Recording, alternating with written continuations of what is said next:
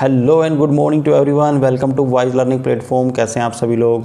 तो इस वीडियो में हम इन्वर्टिबल फंक्शंस को डिस्कस करेंगे और साथ ही साथ उससे रिलेटेड एक दो एग्जांपल को भी देख लेंगे। तो पहले इन्वर्टिबल फंक्शन होता क्या है। जैसे तो इसके नाम में ही आपको पता चल रहा है, इन्वर्ट मतलब होता है उल्टा। उल्टे का मतलब ऐसा नहीं है कि मैंने कोई ऐसी बात बोली कि उसको कोई ऐसा चीज़ दे रखी उसको उठा के हम उल्टा रख दें, उसको हम इन्वर्टिबल फंक्शन बोलते हैं। देखो मान लेते हैं, इसको एक एग्जांपल की हेल्प से समझते हैं। हमारे पास एक एग्जांपल दिया हुआ है, फंक्शंस दिया हुआ है f(x) = 4x + 3। ओके, अब इन्वर्टिबल फंक्शन ये कहता है कि अगर इस फंक्शन के अंदर हम कोई वैल्यू डाल दें, जैसे ये फंक्शन है हमारे पास, यहाँ हमारा इनपुट है, यहाँ से हमने कोई इनपुट उठाया x और इस फंक्शन में हमने उस वैल्यू को डाल दिया, मतलब ये डोमेन है। इस फंक्शन में हमने क्या किया, इस डोमेन से या फिर इस x से एक वैल्यू को उठाया और इस फंक्शन में डाल दिया।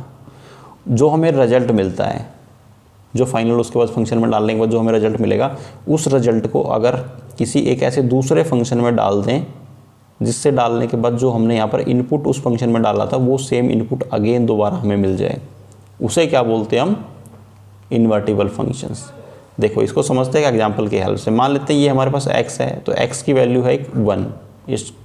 इस डोमेन से हमने एक वैल्यू उठाई 1 और इसको हमने इस फंक्शन में डाल दिया। 4 × 1 + 3, क्या रिजल्ट मिला हम लोगों को, 4 + 3 7। तो यहाँ पर रिजल्ट फाइनल क्या मिला हमें, 7। तो इन्वर्टिबल फंक्शन अगर हमारे पास दे रखा है तो हम क्या करेंगे, उस वैल्यू को उस इन्वर्टिबल फंक्शन में डाल देंगे। मतलब जो इस फंक्शन का इन्वर्ट होगा ना, उसके अंदर हम उस फंक्शन में इसको डाल देंगे और उसके बाद हमें जो रिजल्ट मिलेगा वो क्या मिलेगा, अगेन ये नंबर मिल जाएगा। देखो इसका 4x + 3 को हम y के इक्वल पुट कर देते हैं, यहाँ से x की वैल्यू फाइंड कर लेते हैं, ये आ जाएगी y - 3/4। तो एक दूसरा फंक्शन हमारे पास दे रखा है g(y) = y - 3/4। जब मैं इस 7 को इस फंक्शन में डालता हूँ, तो 7 को डाला मैंने इसके अंदर, 7 - 3/4, ये आ जाएगा 4/4। 4 से 4 कैंसिल आउट होगा, कितना मिलेगा हमें, 1। देखो मिल गया रिजल्ट 1। तो इस फंक्शन का इन्वर्टिबल फंक्शन कौन सा है, ये उस फंक्शन का क्या है, इन्वर्टिबल फंक्शन है g(y). समझ गए ना आप इन्वर्टिबल फंक्शन का क्या मतलब होता है।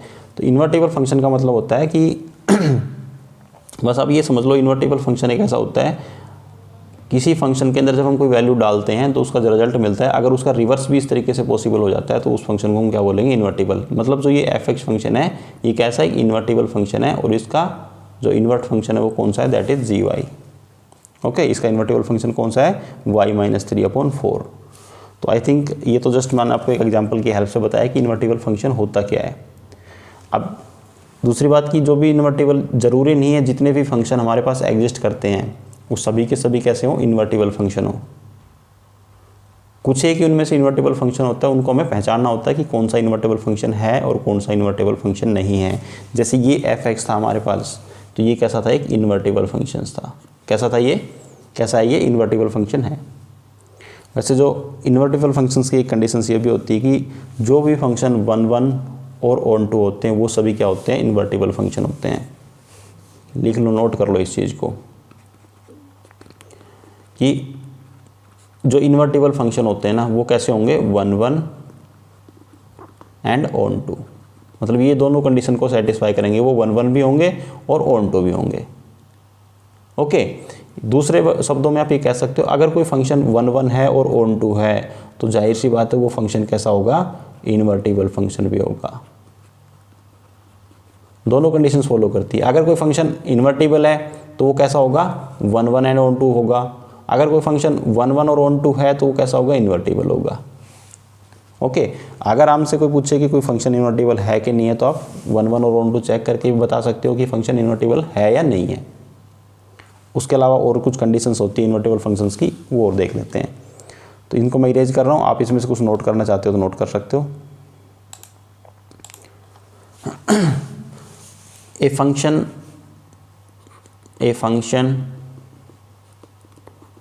f, हमारे पास f दे रखा है, फंक्शन कहाँ से कहाँ तक लाई कर रहा है वो, x to y।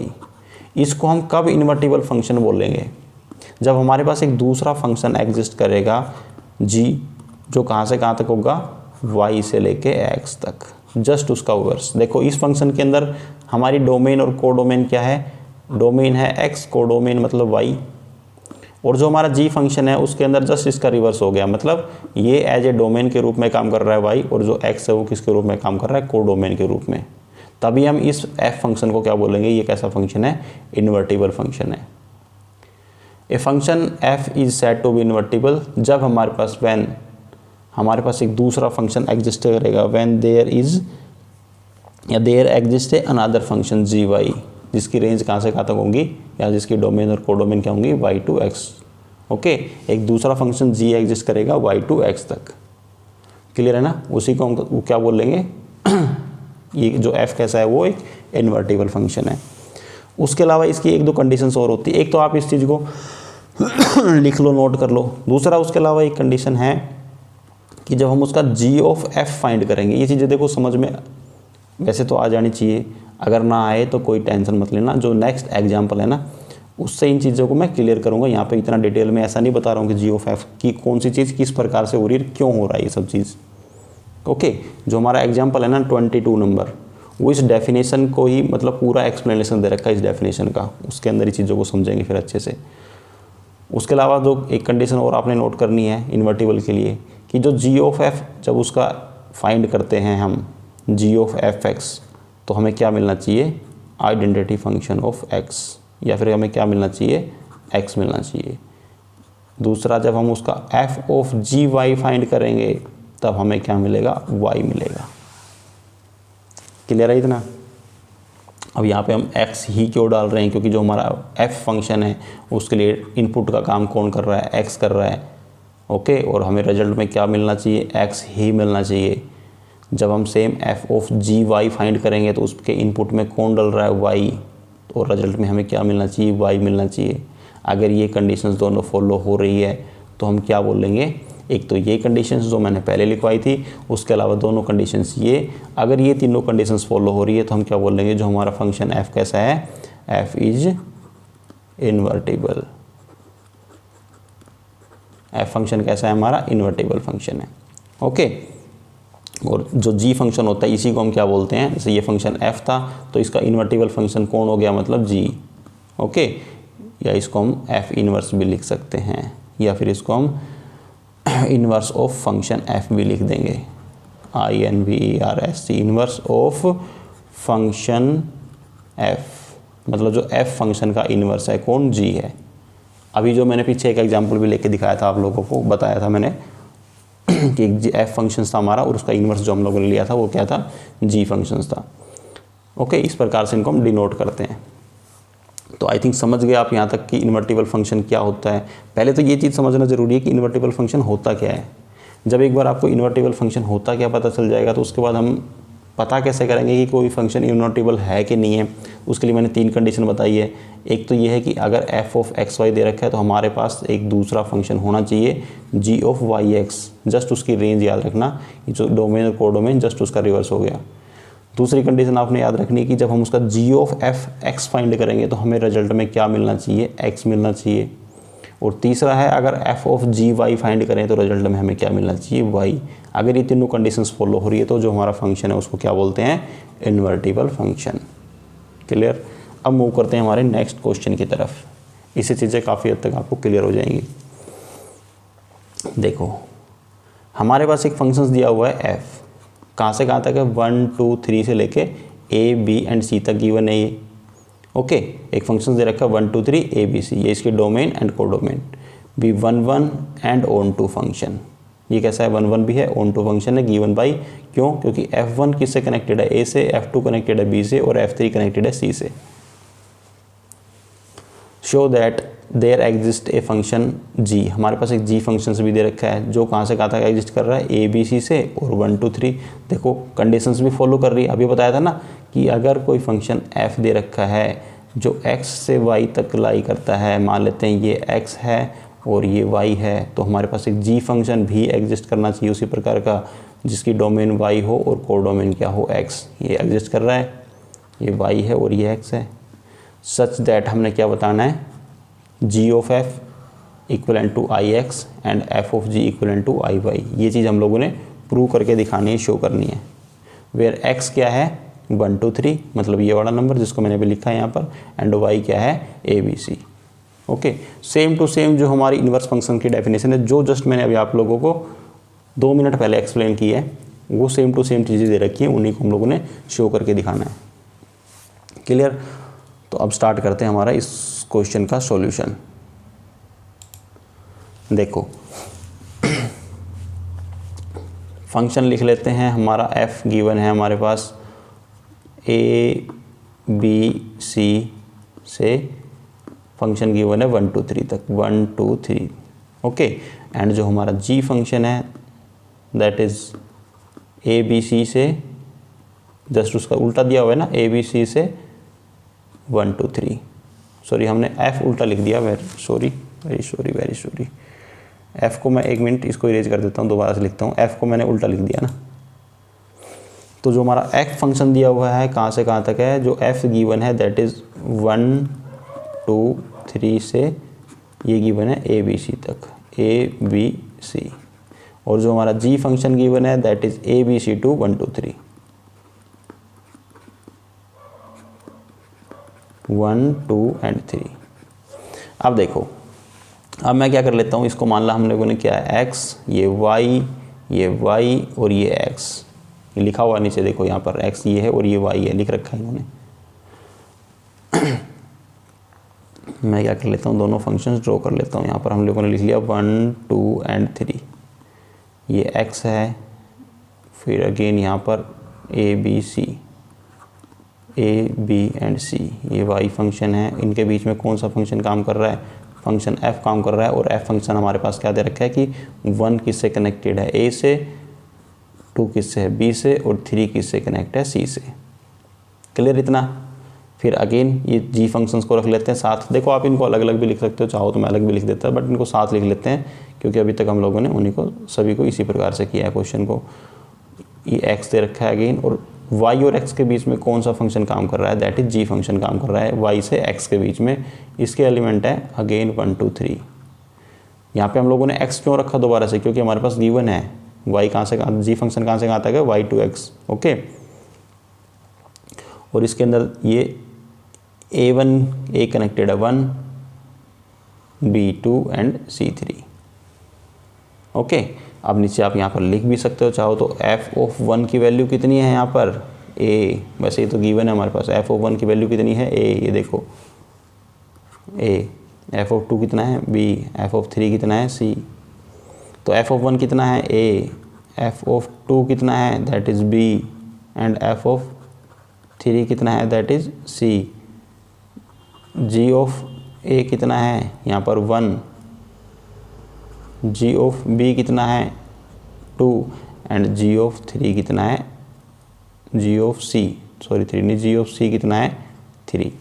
ओके, तो हमारे पास एक कंडीशन तो है यहाँ पर कि जस्ट उसका रिवर्स गिवन है। अब हमने इन्वर्स फंक्शंस के अंदर मैंने इसके अलावा 2 कंडीशन और बताई थी आपको। एक तो g(f(x) फाइंड करना है, ये देखो लिखा हुआ है, ये इस चीज़ें हमने शो करनी है, g(f(x) और एक f(gy), एक f(gy) फाइंड करना है। तो पहले हम क्या करते हैं, g(f(x) निकाल लेते हैं, g(f(x). ओके, g(f(x) जब हम फाइंड करेंगे तो क्या करना है, x की वैल्यू डालेंगे इसके अंदर। हम किसकी वैल्यू डालेंगे, x की वैल्यू।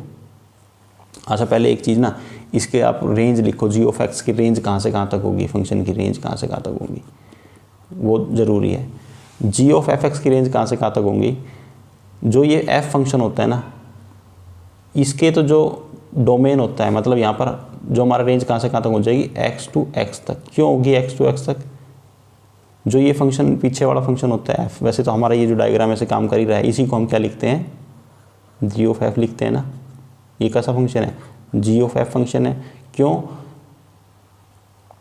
ये कैसा है हमारा, g(f) है, क्योंकि इसके अंदर मैंने बताया था आप लोगों को फर्स्ट वीडियो के अंदर, जो पहले हमारा फंक्शन होता है उसको हम पीछे लिखते हैं, और जो बाद में फंक्शन हमारा अप्लाई होता है उसको हम पहले लिखते हैं यहाँ पर, इसलिए इसको हमने लिखा g(f). और इसकी रेंज कहाँ से कहाँ तक होती है, जब मैंने उस वीडियो के अंदर बताया था, इसको हम क्या मानते थे, a, इसको हम मानते थे b, एंड इसको हम मानते थे c। तो हमारी g(f) की रेंज क्या होती थी, g(f) फंक्शन की हमारी रेंज क्या होती थी, a to c। और यहाँ पर हमारा a का काम कौन कर रहा है, x, c का काम कौन कर रहा है, x, तो इसकी रेंज कितनी हो जाएगी, x to x। क्लियर है यहाँ तक? ओके, तो जी ऑफ एफ फंक्शन की हमारी रेंज कहाँ तक होगी? x to x। ठीक है, तो अब हम इसके अंदर x एलिमेंट डाल लेंगे, ये मतलब इसके लिए इनपुट का काम करेगा, तो यूज़ कर लेते हैं इसको। जी ऑफ एफ, x कितना है 1 2 3, तो पहले हम जी ऑफ एफ 1 फाइंड कर लेते हैं। x के एलिमेंट कौन कौन से हैं? 1 2 एंड 3 तो है, तो इसके बारी बारी एक एक एलिमेंट डाल लेते हैं। तो जी ऑफ f1 कितना हो जाएगा हमारा? जी ऑफ f1 की वैल्यू हमारे पास कितनी है? a, इसमें हमने क्या रखा? a रखा। और जी ऑफ a की वैल्यू कितनी है यहाँ पर? 1। सेम इसी प्रकार से जी ऑफ f2 फाइंड कर लेते हैं। जी ऑफ f2 की वैल्यू कितनी है? b रखा इसके अंदर। और जी ऑफ b की वैल्यू कितनी है? That is 2। ओके, सेम इसी प्रकार से जी ऑफ f3 रखेंगे, तो f3 की वैल्यू कितनी है? c, तो ये आ जाएगा जी ऑफ c। एंड जी सी की वैल्यू कितनी है यहाँ पर? देखो 3। तो अब देखो 1 जब हमने रखा इसके अंदर तो हमें क्या मिला? 1 मिला। 2 रखा तो इसके अंदर हमें क्या मिला? 2 मिला। 3 रखा तो हमें क्या मिला? 3 मिल गया। मतलब जी ऑफ एफ एक्स हमें किसके इक्वल मिला? जी ऑफ एक्स एक्स हमें किसके इक्वल मिला? एक्स के इक्वल ही तो मिल गया ना भाई, क्योंकि एक्स के एलिमेंट ही तो मिले हैं वापस। 1 2 3, 1 रखा तो 1, 2 रखा तो 2, 3 रखा तो 3। तो इसलिए हम क्या बोल सकते हैं? हमारा जी ऑफ एफ एक्स कैसा है? Is equivalent to identity function, मतलब एट एक्स। ओके, और यही हम लोगों ने क्या करना था? शो करना था। ओके, इसको हम क्या लिख सकते हैं? G of F X is equal to identity function at X. Okay, तो जी ऑफ एक्स तो हमारा प्रूव हो गया। सेम इसी प्रकार से हम एफ ऑफ जी को भी देख लेते हैं। तो मैं यहाँ लिख देता हूँ एफ ऑफ जी को। तो एफ ऑफ जी, इसकी रेंज कहाँ से कहाँ तक लाई करेगी ये बताओ मेरे से। तो यहाँ पर आप एक चीज़ नोट करो, जो हमारा फंक्शन f है, पहले हम लोगों ने f रखा, तो जो आगे एलिमेंट आता है ना, ये तो आता है उसका इनपुट। क्यों? क्योंकि जब हम पहले f फंक्शन को यूज़ करते हैं ना, तो उसका हम इनपुट यूज़ करते हैं, और जो फंक्शन हम पीछे यूज़ करते हैं उसका जो हमें कोडोमेन मिलता है, मतलब जो हमें उसका आउटपुट मिलता है, उसको हम इस्तेमाल करते हैं। तो यहाँ पर जो हम पहले फंक्शन यूज़ कर रहे हैं वो कौन सा है? जी। तो जी का हमें पहले इनपुट यूज़ करना है। जी का इनपुट कौन सा है? वाई। तो यहाँ पर क्या आएगा? वाई। और हमें आउटपुट किसका मिलेगा? एफ फंक्शन का। और एफ का आउटपुट कितना है? ये देखो वाई। तो हमें क्या मिलना चाहिए? वाई। तो हमारा एफ ऑफ जी कहाँ से कहाँ तक हो जाएगा? Y to Y. क्लियर? अब हम वाई के एलिमेंट इसके अंदर रखते हैं। वाई के एलिमेंट क्या क्या हैं? ए, बी एंड सी। तो y1 रख लेते हैं इसके अंदर। एफ ऑफ जी ए रखेंगे इसके अंदर, तो एफ जी ए की वैल्यू कितनी है यहाँ पर? देखो 1, तो इसमें पुट कर देंगे एफ ऑफ 1। और एफ ऑफ 1 की वैल्यू देखो कितनी है यहाँ पर? ए। तो ये हमारा कितना आ जाएगा? ए। सेम इसी प्रकार से एफ ऑफ जी, इसके अंदर हम क्या वैल्यू पुट करेंगे? बी पुट कर देंगे। फिर हमें F of G of B की वैल्यू कितनी है? 2। तो ये कितना मिल जाएगा हम लोगों को? बी, क्योंकि एफ ऑफ 2 की वैल्यू कितनी है? देखो बी। सिर्फ वैल्यू आपके पास दी हुई है, आप वैल्यू को पुट करते रहो, सोल्व करते रहो। F of G C put कर दो इसके अंदर, तो जी ऑफ सी की वैल्यू कितनी है? 3। तो एफ ऑफ 3 की वैल्यू कितनी है? सी। जब हमने ए पुट किया तो हमें ए रिजल्ट मिला, बी पुट किया तो बी रिजल्ट मिला, सी पुट किया तो सी रिजल्ट मिला। मतलब ये जो हमारा एफ ऑफ जी वाई है, एफ ऑफ जी वाई है, ये किसके इक्वल मिला हम लोगों को? वाई के इक्वल। तो हम क्या लिख सकते हैं? F of G Y, F of G equal to identity function at Y. Okay, यही हम लोगों को क्या करना था? प्रूव करना था। हो गया हमारा। ओके, वेयर एक्स, आप यहाँ पे नीचे लिख दो यहाँ पर साथ साथ, where Y is equal to A B and C. Okay, ये चीज़ आप लिख दो क्योंकि गिवन है हमारे पास। ये देखो Y equal to A B and C. बस यही हम लोगों को प्रूव करना था। तो आई थिंक समझ आ गया होगा आप लोगों को। इसके अंदर इतना सिंपल तरीके से, इतना आराम से समझाया ना मैंने आप लोगों को, कि इससे आसान मेरे अकॉर्डिंग तो और हो नहीं सकता कि इससे आसान आपको समझाया जा सके। बट हाँ, ये हो सकता है कि किसी स्टूडेंट को कोई कंसेप्ट थोड़ा बहुत समझ ना आया, वो एक अलग बात है। बट इससे स्लो मोशन में या फिर इससे ज़्यादा और बेटर तरीके से तो मुझे नहीं लगता कोई चीज़ समझाई जा सकती। इस क्वेश्चन को और बेटर तरीके से समझाया जा सकता है। अब हम मूव करते हैं हमारे नेक्स्ट क्वेश्चन की तरफ, 23rd पर। तो जो नेक्स्ट हमारा क्वेश्चन है 23 नंबर, उसको देख लेते हैं क्या कह रहे हैं 23 के अंदर। तो 23 में गिवन है हमारे पास लेट फंक्शन एफ हमारे पास दे रखा है n2y be a function defined as F X दे रखा है 4x + 3, where y capital Y है, Y belongs to N, Y equal to 4x+3, ये भी नोट कर लेना आप, वाई किसके इक्वल है 4x+3, for some x belongs to natural number, और x किससे बिलोंग करता है नेचुरल नंबर से। Show that f is invertible, f कैसा है इन्वर्टिबल फंक्शन है। फाइंड इन्वर्स, उसका हमें इन्वर्स भी फाइंड करना है। तो इसके लिए मैंने 3 कंडीशन बताई थी हमारे पास। स्टार्ट करते हैं हमारा सॉल्यूशन। अगर हमारे पास फंक्शन f गिवन है नेचुरल नंबर टू y, तो उसके लिए हमारे पास एक दूसरा फंक्शन भी अवेलेबल होना चाहिए g, कहाँ से कहाँ तक हो y to n। ओके, उसको भी देखते हैं। तो अगर हमारे पास f गिवन है तो f(x) भी दे रखा है, क्या दे रखा है दैट इज़ 4x+3, और यहाँ पर देखो 4x+3 किसके इक्वल है y के इक्वल है, और ये हमारे पास गिवन है, क्या गिवन है कि y इक्वल टू 4x+3।